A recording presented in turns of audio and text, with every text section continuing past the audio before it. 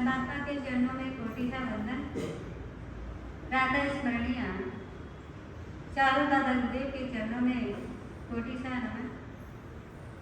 केवल राम तीर्थ प्रेरिका प्रवर्तनी महोदय आत्मज्ञ परम पूज्य गुरुवर्य श्री के चरणों में वंदन। संघ स्नेह वारिधि प्रवचन प्रवीणा अमरावती में विराजित मम जीवन उद्धारिका परम पूज्य गुरुवर्य श्री के चरणों में वंदन। उपस्थित धर्म प्रेमी बंधुओं, माताओं एवं बहनों, अनंत अनंत पुण्य के संयोग से जिन वाणी का श्रवण करने का सौभाग्य सद्भाग्य हमको मिला है, जिन वाणी हम कौन कौन से गति में सुन सकते हैं। गति कितनी होती है? 4। तो जिन वाणी का श्रवण चारों गति में हो सकता है, जिन वाणी का श्रवण चारों गति में हो सकता है, नहीं हो सकता है। तो कौन कौन से गति से हो सकता है? मनुष्य गति से होता है। और कौन से गति से होता है? त्रियंच गति से और देव गति से और बस 3 गति से। मतलब 3 गति में हम जिन वाणी का श्रवण कर सकते हैं। तो यहाँ पर तो सिर्फ मनुष्य गति के है और यहाँ मध्य लोक में 2 गति के जीव होते हैं। कौन कौन से गति के जीव होते हैं?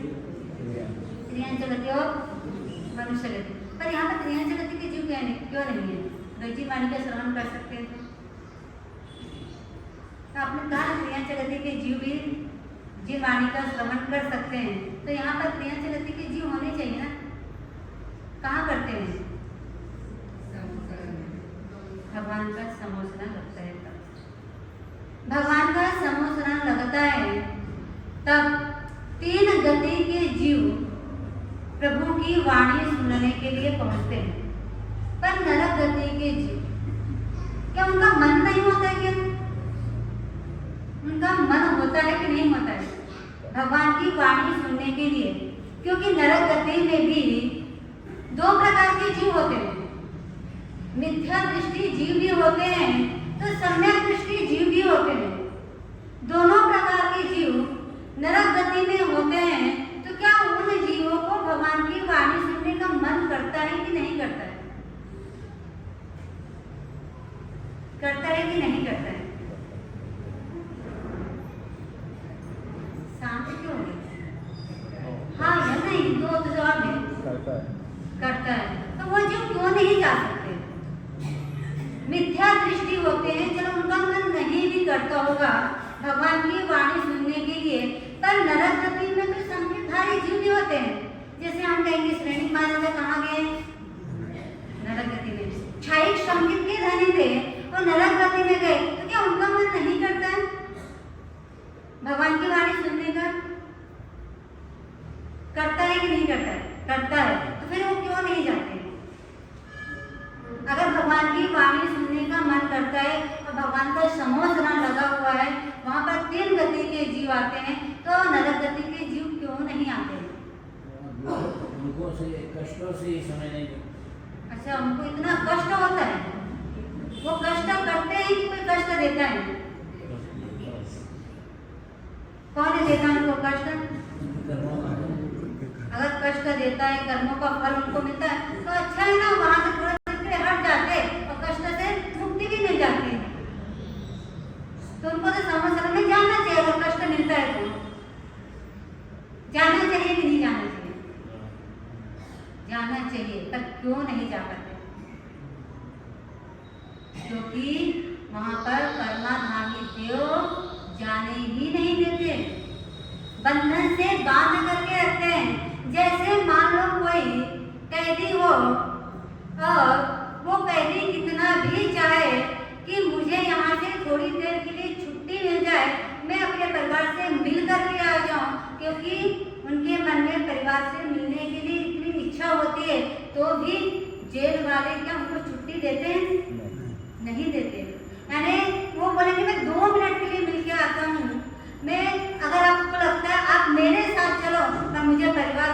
मिला तो भी छुट्टी नहीं। ठीक उसी प्रकार से नरक गति के जीव कितना भी चाह ले कि भगवान की वाणी सुन ले, समूह शरण में चले जाए, तो भी नरक गति के जीव नहीं जा सकते, क्योंकि वहां पर परमाधामी देव जाने ही नहीं देते। पर कौन कौन से जीव आते हैं? त्रियंच गति के, देव गति के और मनुष्य गति। अरे 3 गति के जीव जिन वाणी का श्रवण करते हैं, इसीलिए तो मनसा मनुष्य गति में भी जिन वाणी का श्रवण होता है, तो देव गति में भी जिन वाणी का और त्रियंच गति में भी होता है जिन वाणी का। तो अभी मनुष्य गति में जिन वाणी श्रवण नहीं करेंगे तो भी चलेगा, क्योंकि अगला गति अगर देव गति और त्रियंच गति में जाएंगे तो वहां पर जिन वाणी श्रवण करने का क्या मिलेगा? अपने को मौका तो मिलेगा, तो भगवान का समूह शरण लगेंगे, वहां पर जिन वाणी श्रवण कर लेंगे। यही सोचेंगे अपना, यही सोचे ना कि क्या सोचे? सोच क्या है? जो लोग नहीं आ रहे हैं वही सोच रहे हैं, जो आ रहे हैं तो सोचते भी नहीं होंगे।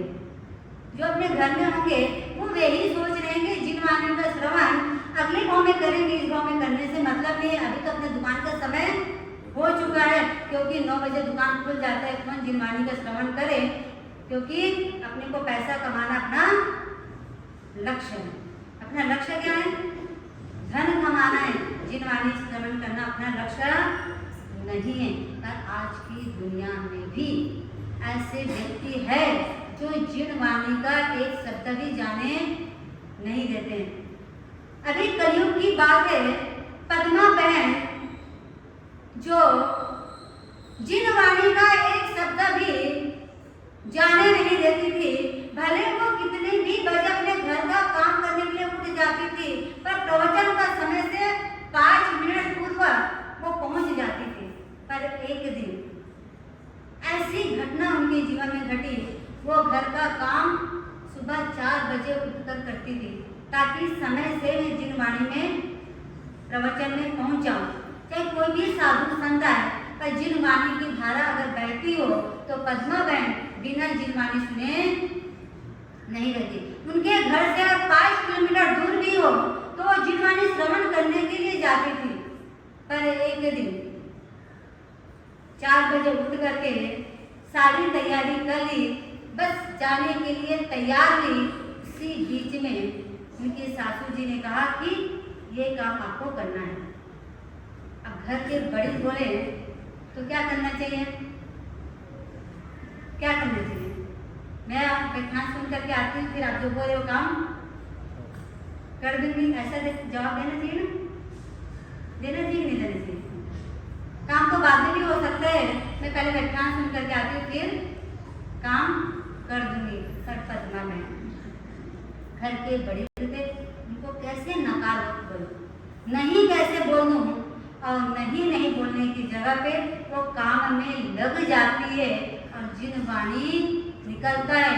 पूरे काम करते करते चौधारा आंखों में से अश्रु की धारा जिनकी प्रवाहित हो रही है, आंख में से रो रही है और काम करते जा रही है। विचार करें, चिंता चलना चाहिए कि कितना उनके अंदर में जिन वाणी श्रवण करने का प्रेम होगा, तभी तो आंखों में से अश्रु की धारा बह रही है। और हमको जिन वाणी श्रवण करने का प्रेम कितना। 9:15 से 9:45 प्रवचन है, तो हम आते कितने बजे? क्योंकि कहीं न कहीं जिन वाणी के प्रति हमारे मन में अनादर के भाव, कहीं न कहीं भगवान की आसाधना के भाव है, इसलिए हम कहीं न कहीं आसाधना कर लेते हैं। और कहा जाता है भगवान की आसाधना और गुरु की आसाधना अगर करते हैं तो कर्म का जो बंध होता है वज्र लेप के समान होता है। वज्र लेप यानी क्या होता है?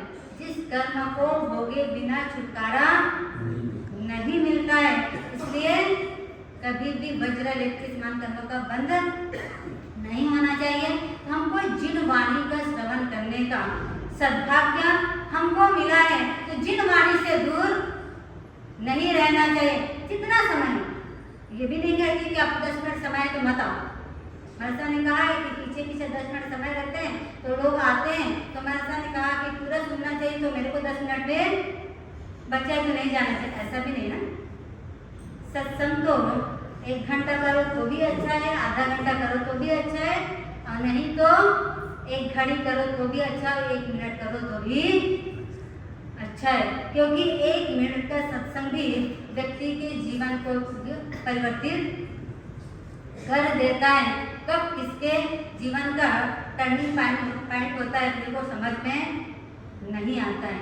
और यहाँ पर भावना अधिकार में बात जो चल रही थी अपने महाबल और मरिया सुंदरी का जीवन चरित्र चल रहा था, जिसमें बात चल रही थी विजया रानी से विजय चंद्र राजा प्रश्न कर रहे हैं, उस राक्षस का निग्रह करने का कोई तरीका हो तो बताइए, जिससे मैं उस राक्षस का निग्रह करके अपने पिता के राज्य को वापस सुव्यवस्थित कर दूं। तब विजय रानी कहती है, बस निग्रह करने का एक ही तरीका है, जब वो राक्षस शाम के वक्त आते हैं और जब पलंग में सोते हैं तो उस समय कोई घी से मर्दन कर ले उनके पैरों को, तो उस समय उनको जो गहरी नींद आती है उस समय कोई व्यक्ति उनका निग्रह कर सकता है, उसकी सिवा कोई तरीका नहीं है। पर घी का मर्दन स्त्री वर्ग करे तो उतनी गहरी नींद उस राक्षस को नहीं आती है। पर कोई जेंट्स यानी मर्द लोग अगर घी का मर्दन करे तो एकदम गहरी नींद में राक्षस चले जाते हैं। ये बात सुन करके विजय चंद्र राजकुमार आगे बढ़ते हैं। एक साथी मिल जाए मुझे, जिसके कारण मैं अपने स्वराज्य को वापस सुव्यवस्थित करूं। चलते चलते कौन मिला उनको? गुण वर्मा। ये सारी वार्तालाप किसके साथ में हो रही है? गुण वर्मा को बता रहे हैं। कौन बता रहे हैं? विजय चंद्र राजकुमार बता रहे हैं, अगर आप मेरी सहायता करो तो मैं अपना राज्य वापस प्राप्त कर सकता हूँ, और आप तो परोपकारी लगते हो, क्योंकि परोपकार व्यक्ति जो होते हैं हमेशा दूसरों की मदद करने में तत्पर होते हैं। जो परोपकारी होते हैं वो हमेशा दूसरों की सहायता करते हैं। नदी भी परोपकार की वजह से सबको शीतल जल देती है, वृक्ष भी परोपकार की वजह से सबको शीतल छाया देती है। इसलिए हे महानुभाव, हे महापुरुष, अगर आप मेरी उत्तर साधक बनते हो तो बहुत बड़ा मेरे उपकार होगा, इसलिए आप मेरी सहायता करें। गुण वर्मा विचार करते हैं, मेरे पिताजी को बंधनों से मुक्त करना है तो मुझे क्या करना है? उनकी सहायता अगर कर दूं तो कहीं ना कहीं ये व्यक्ति मेरी सहायता करेंगे। ये विचार करके वे हाँ भर देते हैं, और रात्रि का शाम का वक्त दोनों व्यक्ति आवश्यक सामग्री लेकर के गुप्त रूप से उसी महल में रहते हैं। विजया रानी वहाँ थी और राक्षस का समय होता है, राक्षस वहाँ आते हैं और आते ही पहला ही प्रश्न था, आज मनुष्यों की गंध यहाँ कौन से मनुष्य आए हैं? जल्दी बताओ, नहीं बताओगे तो मैं कहीं से ढूंढ करके उनको खत्म कर देता हूँ। विजया रानी कहती है, मैं ही मनुष्य हूँ और मेरे सिवा यहाँ पर कौन आ सकता है, और आपके भय के कारण यहाँ किसी भी कोई भी व्यक्ति नहीं आ सकता है। विजया रानी के ऊपर विश्वास करके राक्षस अपने पलंग पर जाके सो जाते हैं।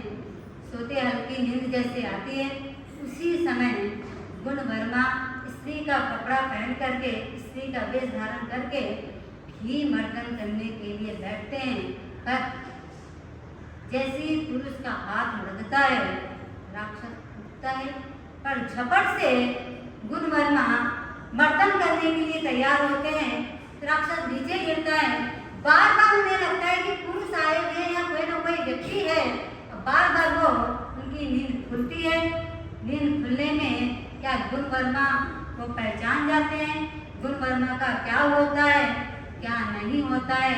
क्या विजय चंद्र अपने राज्य को प्राप्त कर पाते हैं कि नहीं कर पाते हैं? इसका योग ज्ञानी का मंत्र ने देखा होगा, कहा जाए।